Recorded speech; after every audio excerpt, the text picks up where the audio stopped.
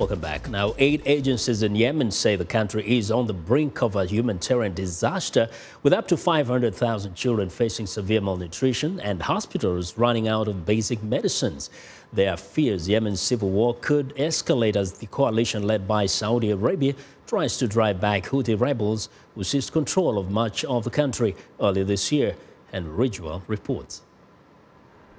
The Al Sabeen Hospital is a lifeline for children and pregnant women in Yemen's capital, Sana'a, but it's on the brink of collapse. The aid agency Save the Children provides support to the hospital.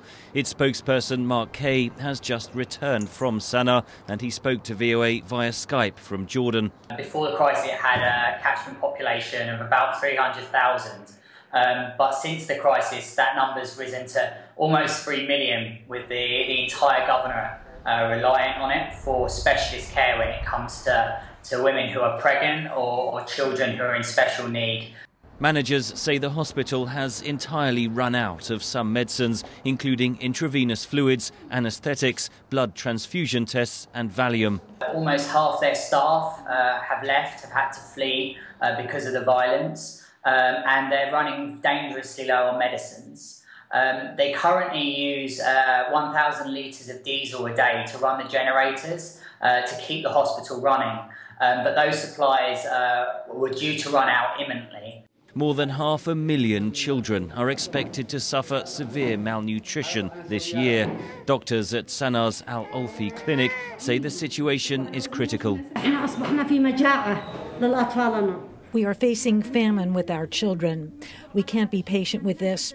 We call on the United Nations to look at the children who are innocent and shouldn't be experiencing malnutrition like this, the fear and the anxiety we are facing.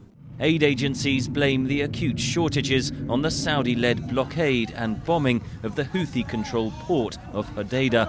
Up to 90% of hospital supplies were routed through the port. Again, Mark Kay. So what we really need to see is the de facto blockade come to an end and unhindered access for these absolutely critical goods. Otherwise, more children and pregnant women will pay the price. Aid agencies warn that across Yemen, around 15 million people lack access to basic health care, and that will likely prove the deadliest consequence of the conflict.